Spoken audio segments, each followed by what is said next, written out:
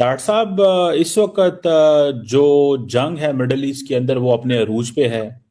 अमरीकी सदर के बारे में तारड़ साहब मैं चाहता हूं कि आप बात करें कि एक तरफ वो कहते थे कि हमें किसी की जरूरत नहीं है। अब कल से कह रहे हैं कि आओ स्टेट ऑफ हार्मुज में जो है वो हमारी हेल्प करो।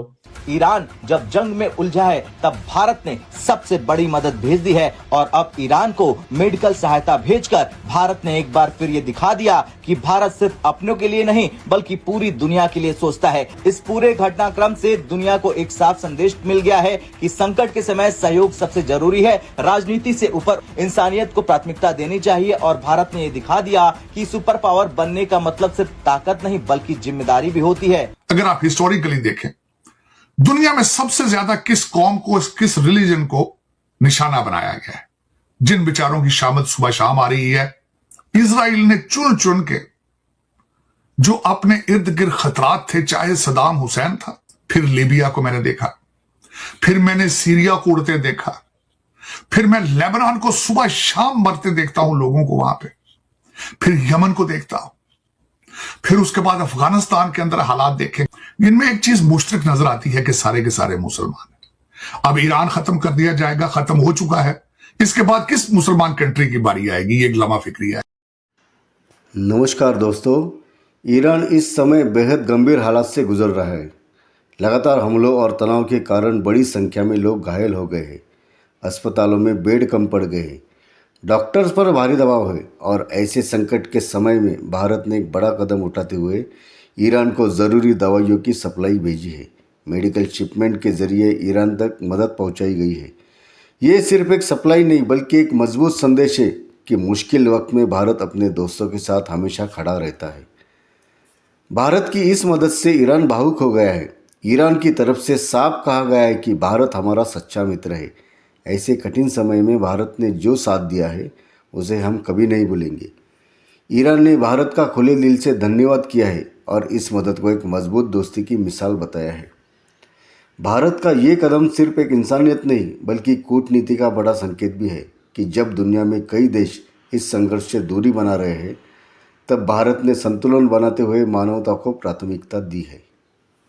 दरअसल भारत में ईरान के दूतावास के आधिकारिक handle Iran embassy in India ने एक्स पर एक ट्वीट करके जानकारी दी कि भारत के लोगों की ओर से भेजी गई मेडिकल सहायता की पहली खेप सफलतापूर्वक ईरान पहुंच चुकी है और इसे ईरानियन रेड क्रिसेंट सोसाइटी को सौंप दिया गया है। इस ट्वीट में खास बात ये थी कि इसमें भारत के लोगों का विशेष रूप से धन्यवाद किया गया, यानी ये सिर्फ सरकार की मदद नहीं बल्कि भारत की जनता की ओर से एक मानवीय सहयोग है। ईरान ने अपने संदेश में साफ कहा कि हम भारत के दयालु लोगों का धन्यवाद करते हैं और ये शब्द सिर्फ औपचारिक नहीं बल्कि एक गहरी कूटनीतिक भावना को दिखाता है। दरअसल जब कोई देश मुश्किल समय में होता है और उसे दूसरे मुल्क से मदद मिलती है तो वो संबंध सिर्फ राजनीतिक नहीं रहता बल्कि मानवीय रिश्तों में बदल जाता है। अब अगला सवाल ये है कि ईरान को भारत की मदद की जरूरत क्यों पड़ी? इसके पीछे कई कारण हो सकते हैं। पहला, स्वास्थ्य सेवाओं पर दबाव। किसी भी आपदा, संकट या संघर्ष के दौरान मेडिकल संसाधनों की भारी कमी हो जाती है और इस वक्त ईरान अमेरिका और इजराइल के वॉर से जूझ रहा है, जहां अमेरिका और इजराइल मिलकर ईरान पर टूट पड़े हैं। दूसरा है आर्थिक प्रतिबंधों का असर। ईरान पर लंबे समय से लगे अंतर्राष्ट्रीय प्रतिबंधों का असर उसकी स्वास्थ्य व्यवस्था पर भी पड़ता दिखाई दे रहा है। और तीसरा है आपातकालीन जरूरतें। अचानक बढ़ती बीमारियों या आपदाओं के कारण दवाइयों और उपकरणों की मांग बढ़ जाती है। ऐसे में जब ईरान जंग से जूझ रहा है तब भारत की ये मदद बेहद अहम बन जाती है। भारत लंबे समय से मानवीय कूटनीति को बढ़ावा देता है। भारत ने पहले भी कई देशों को वैक्सीनें भेजी हैं, प्राकृतिक आपदाओं में राहत सामग्री पहुंचाई है और युद्धग्रस्त क्षेत्रों में सहायता दी है। और अब ईरान जब जंग में उलझा है तब भारत ने सबसे बड़ी मदद भेज दी है और अब ईरान को मेडिकल सहायता भेजकर भारत ने एक बार फिर ये दिखा दिया कि भारत सिर्फ अपनों के लिए नहीं बल्कि पूरी दुनिया के लिए सोचता है। इस पूरे घटनाक्रम से दुनिया को एक साफ संदेश मिल गया है कि संकट के समय सहयोग सबसे जरूरी है। राजनीति से ऊपर इंसानियत को प्राथमिकता देनी चाहिए और भारत ने ये दिखा दिया कि सुपर पावर बनने का मतलब सिर्फ ताकत नहीं बल्कि जिम्मेदारी भी होती है। इस कदम से इंडिया की वैश्विक छवि और मजबूत हुई है और अब जब कई देश सिर्फ अपने हितों पर ध्यान दे रहे हैं तब भारत ने एक अलग रास्ता चुना, सॉफ्ट पावर में बढ़ोतरी, अंतर्राष्ट्रीय मंच पर सम्मान और विकासशील देशों के बीच विश्वास, ये सब भारत को एक अलग पहचान देता है। डॉक्टर साहब, इस वक्त जो जंग है मिडल ईस्ट के अंदर वो अपने अरूज पे है। अमरीकी सदर के बारे में तारड़ साहब मैं चाहता हूं कि आप बात करें कि एक तरफ वो कहते थे कि हमें किसी की जरूरत नहीं है, अब कल से कह रहे हैं कि आओ स्ट्रेट ऑफ हार्मुज में जो है वो हमारी हेल्प करो। बरतानिया कह रहा है हमने नहीं आना, चीन को कहते हैं आओ हमारी हेल्प करो। दूसरी तरफ देखा जाए तारड़ साहब, कई दफा कहते हैं कि जी ईरान के पास कुछ राह ही नहीं है, ईरान की हमने हर चीज खत्म कर दी है, लेकिन फिर मदद भी मांगते हैं। लोग बड़े परेशान हैं कि बेसिकली ये हो क्या रहा है, मिडल ईस्ट वालों का तो कुछ राह नहीं है। और दूसरी बात यह है कि डॉक्टर जयशंकर बड़ा इस वक्त दुनिया में ये कह रहे हैं कि जनाब हमने तेल मंगवा लिया है, हमारे ताल्लुकात बहुत अच्छे हैं ईरान के साथ। पाकिस्तान ने भी 3 टैंकर जो है मंगवा लिए हैं, बाय द वे 3 जहाज मंगवा लिए हैं। कैसे देखते हैं सारी सिचुएशन को तार साहब?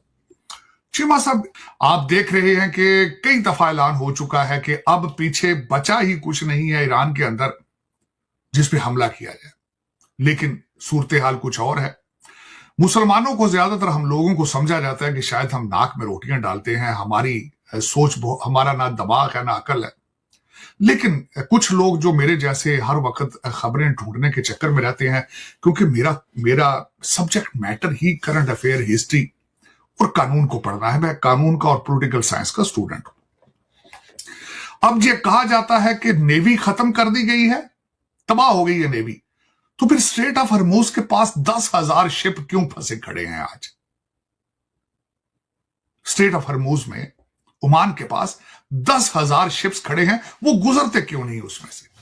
नेवी जो तबाह हो चुकी है, आपने उस आइलैंड के ऊपर भी हमले करके उसको तबाह कर दिया है, तो फिर आगे बढ़े, आप स्ट्रेट ऑफ हॉर्मुज में जाए।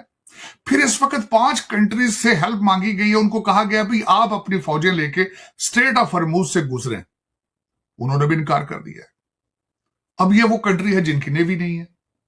दूसरा कहा जाता है कि यहां पे कोई टारगेट नहीं बचा, हमने मलिया मेड कर दिया है, जमीन बोझ कर दिया है, 16वां दिन 17वां दिन है आज जंग।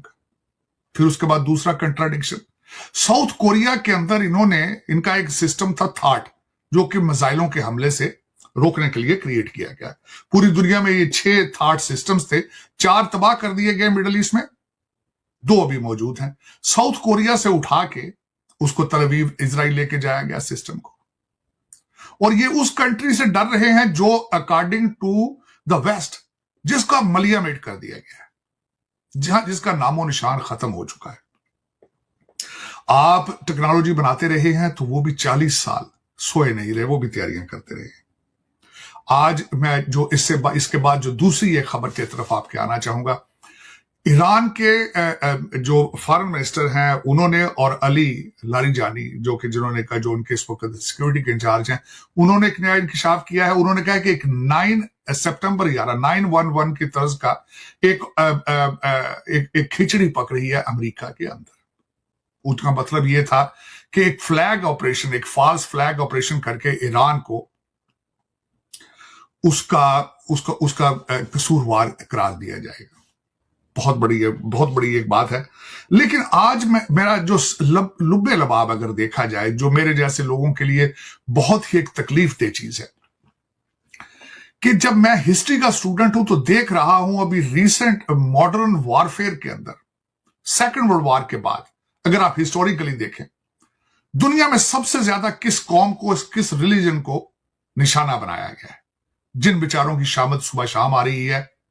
जब मैं शुरू होता हूं, ग्रेटर इजराइल के नक्शे पे पढ़ने की कोशिश करता हूं, किस खूबसूरती के साथ इजराइल ने चुन चुन के जो अपने इर्द गिर्द खतरात थे, चाहे सदाम हुसैन था, उस बेचारे का कसूर यह था कि दुनिया की ताकतवर तरीन फौज थी उसके पास, और बेचारा इजराइल के बिल्कुल करीब था। फिर लीबिया को मैंने देखा, फिर मैंने सीरिया को उड़ते देखा, फिर मैं लेबनान को सुबह शाम मरते देखता हूं लोगों को वहां पे, फिर यमन को देखता हूं, फिर उसके बाद अफगानिस्तान के अंदर हालात देखे, कभी वो सुकून से नहीं बैठेंगे, उनको डॉलरों पे लगा दिया गया है और वो डॉलर और बस इन चीजों के अंदर वो बिजी। अब दूसरे मुमालिक देख लें जिस तरीके से, इनमें एक चीज मुश्तरक नजर आती है कि सारे के सारे मुसलमान। अब ईरान खत्म कर दिया जाएगा, खत्म हो चुका है। इसके बाद किस मुसलमान कंट्री की बारी आएगी, ये गलमा फिक्रिया है। लेकिन आप ही क्यों 8 बिलियन दुनिया की आबादी है, लेकिन आप ही क्यों? नॉर्थ कोरिया का बबलू भाईजान जो है, वो रोजाना चैलेंज करते हैं वेस्ट को, वो रोजाना डराते हैं साउथ कोरिया को, वो रोजाना डराते, उनके ऊपर क्यों नहीं जाते?